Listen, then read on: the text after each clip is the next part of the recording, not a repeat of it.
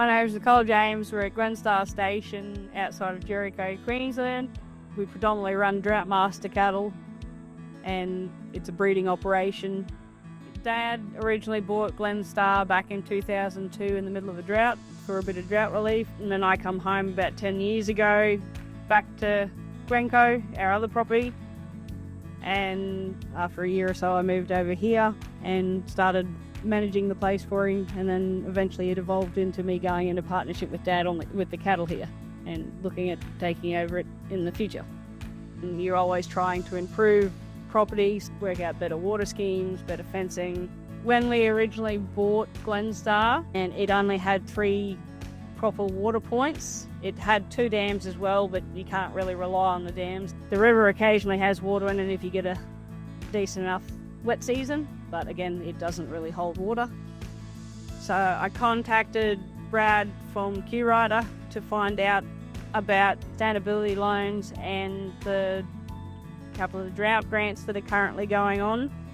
So he suggested that I contact Sammy from Rapid to help light up the plan, and yeah, so he sent me a number, and so I gave her a call, and she come out for a day to have a discussion with us to see what we did, what our goals were, and where it's all at. Yeah, so for us it was really handy giving Sammy a call. She understands the industry, so she sort of knew where we were heading with it. Made it much easier for the Q-Rider to understand what our plans were, and we're planning on drilling a new bore in the northwest paddock. It will connect into most of the original pipelines we have, and it should be able to water the entire property from that one point. So one of the other projects, we want to build a feed shed. The plan is to build a separate feed shed, so you've got the capacity in there to stockpile a bit more feed when prices are not so expensive, and then drought feed when things start getting a bit drier.